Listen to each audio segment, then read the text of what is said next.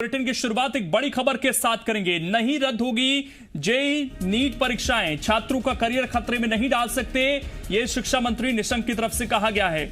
ऐसी प्रार्थनाओं का कोई औचित्य नहीं है, ये बात भी शिक्षा मंत्री ने कही है। सर्वोच्च न्यायालय ने भी इस मसले को सुना।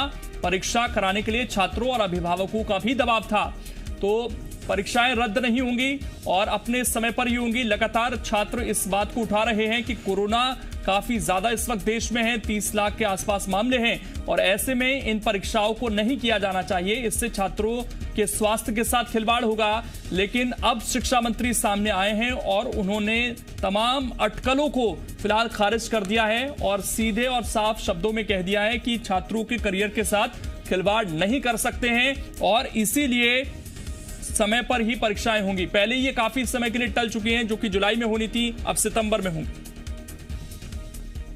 छात्र कब पढ़ता रहेगा और इसका भविष्य खराब नहीं होना चाहिए, एक वर्ष बर्बाद नहीं होना चाहिए। तो छात्रों का भी ये दबाव था और अभिभावकों का भी लगातार जो आग्रह था कि परीक्षा ज़रूर होनी चाहिए, छात्र का एक वर्ष बर्बाद नहीं होना चाहिए। तो ये हमारे लिए काफ़ी उत्साहजनक रहा है और हमको लगा कि अब ये प्रस्तुतियाँ हैं। और इस बीच कुछ लोग ज़रूर करके सुप्रीम कोर्ट में गए और मुझे ये भी अच्छा लगा कि सुप्रीम कोर्ट ने जिस तरीके से इस सारे प्रकरण को सुना, जिसमें कई प्रकार के तर्क लोगों ने दिए और कहा कि साहब ये नहीं होना चाहिए, तो सुप्रीम कोर्ट ने जो रिट याचिका थी उसको खारिज करते हुए बोला कि हम पाते हैं कि नीट यूजी 2020 के साथ साथ जेईई मेन अप्रैल 2020 परीक्षा से संबंधित प्रश्न में परीक्षा को स्थगित करने के लिए की गई प्रार्थना में कोई औचित्य नहीं है। आखिरकार जीवन जीना है और छात्रों के करियर को लंबे समय तक संकट में नहीं डाला जा सकता है और एक पूर्ण शैक्षणिक वर्ष बर्बाद नहीं किया जा सकता है। ये सुप्रीम कोर्ट ने ये निर्णय दिया, ये निर्देश दिया और इसलिए छात्रों की, अभिभावकों की और सुप्रीम कोर्ट की, इन तीनों की मंशा को देखते हुए जो हमारे एनटीए है, जो इसकी परीक्षा की संस्था है, उसने ये निर्णय लिया कि अब इन तिथियों में ये परीक्षा होनी है।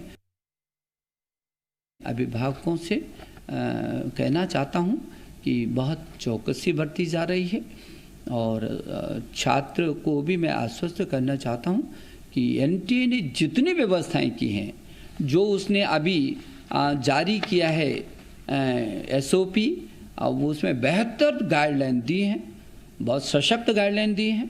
बाकायदा आप निश्चिंत हो करके और उस परीक्षा को आप दीजिए। मुझे भरोसा है कि आपका एक वर्ष खराब नहीं जाए। सभी से मैं अपील कर रहा हूँ कि ये मेरे देश का भविष्य है, मेरे छात्र। ये सामान्य परीक्षा नहीं है, ये वो परीक्षा है जब मेरे प्रखर छात्र अपने भविष्य को तलाशते हैं, तराशने के लिए इस परीक्षा से होकर के गुजरते हैं और मुझे भरोसा है कि ये जो परीक्षा है वो छात्रों का एक वर्ष बर्बाद होने से बचाएगी। तो ये शिक्षा मंत्री रमेश पोखरियाल निशंक को आपने सुना और जो परीक्षा है वो समय पर होगी। उन्होंने कहा कि कई अभिभावकों, कई छात्रों का हमारे ऊपर ये दबाव भी था कि समय पर परीक्षा कराई जाए, इससे हमें ऊर्जा मिली काफ़ी ज़्यादा। और उन्होंने ये भी कहा कि हमने तैयारियां की हैं, किसी तरह का दबाव लेने की ज़रूरत नहीं है। उन्होंने सर्वोच्च न्यायालय का भी हवाला दिया और ये कहा कि सर्वोच्च न्यायालय ने भी ये माना है कि जो रीट दायर की गई थी सुप्रीम कोर्ट के अंदर कि परीक्षाओं को स्थगित किया जाए, उसका कोई औचित्य नहीं है। लगातार हम देख रहे हैं कि सोशल मीडिया पर भी, और अब तो ये क्योंकि पॉलिटिकल मुद्दा भी बन गया है, इसमें मनीष सिसोदिया, ममता बनर्जी जैसे नेताओं का हमने बयान भी सुना है, जो इस परीक्षा को टालने के समर्थन में हैं, लगातार छात्रों का समर्थन कर रहे हैं, लेकिन बीजेपी सरकार, केंद्र सरकार अभी भी अपने फैसले पर अड़िग है। जो विपक्षी पार्टियां वो ये भी कह रही हैं कि कोर्ट ने बाध्य नहीं किया है सरकार को कि वो समय पर एग्जाम कराए, केवल जो रीट दायर की गई थी उस पर फैसला दिया। केंद्र सरकार चाहे तो अपनी मर्जी से फैसला ले सकती है, लेकिन सरकार ने फैसला ले लिया है, परीक्षा समय पर ही होगी। वहीं रायपुर से एक बड़ी खबर है, 28 अगस्त को केंद्र सरकार के खिलाफ प्रदर्शन करेगी छत्तीसगढ़ कांग्रेस। जेईई और नीट की परीक्षाओं को स्थगित करने की मांग को लेकर यह प्रदर्शन होगा। सभी जिलों में सरकारी दफ्तरों के बाहर एक दिन का प्रदर्शन होगा। Speak up for student safety के नाम से राष्ट्रव्यापी ऑनलाइन अभियान चलाया जाएगा। तो जैसा कि हम आपको बता रहे थे कि अब इस पूरे मामले का राजनीतिकरण भी होने लग गया है, और चाहे आम आदमी पार्टी हो, कांग्रेस हो या फिर तृणमूल कांग्रेस हो, इन सभी ने ये मांग की है कि ये परीक्षाएं फिलहाल नहीं कराई जाएं, इनको टाला जा सकता है। रजनी ठाकुर इस वक्त हमारे साथ जुड़ गई हैं ज्यादा जानकारी के साथ। रजनी, ये कैंपेन किस तरीके से चलेगा, क्या कांग्रेस ने अब स्ट्रेटेजी बनाई है कल के लिए?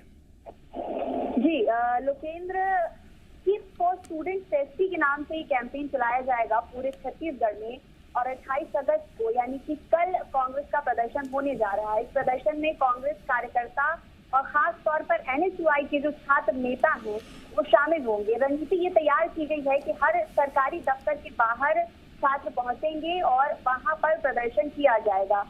जेईई और एनईसीटी परीक्षाएं हैं वो ऑफलाइन आयोजित करने को लेकर ही ये पूरा विरोध है, और इस विरोध के लिए ही ये रणनीति तैयार की गई है। कल प्रदर्शन किया जाएगा। अब देखना ये होगा कि चूंकि विधानसभा का सत्र चल रहा है, ऐसे में किसी भी प्रदर्शन को जो है पुलिस रोक देती है। तो कल इनका प्रदर्शन किस तरह का हो पाएगा, कितना सफल हो पाएगा, उसमें कितने लोग शामिल हो पाएंगे, ये देखने वाली बात है। लेकिन आज शिक्षा मंत्री का बयान रजनी आ गया है और उन्होंने सीधे तौर पर कह दिया कि परीक्षा तो रद्द नहीं होगी, ना ही स्थगित होगी। ये छात्रों के करियर का सवाल है, एक साल बर्बाद हम नहीं कर सकते हैं। तो ऐसे में कुछ इसका फर्क पड़ेगा ऐसा लगता नहीं है?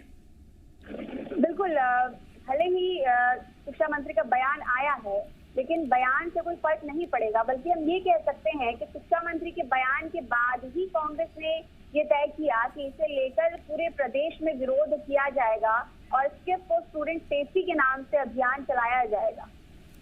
शुक्रिया रजनी आपका जुड़ने के लिए और जानकारी देने के लिए। तो इस पूरे मामले का राजनीतिकरण अब हो रहा है धीरे धीरे, और कांग्रेस भी इस मुद्दे को उठाने की कोशिश कर रही है।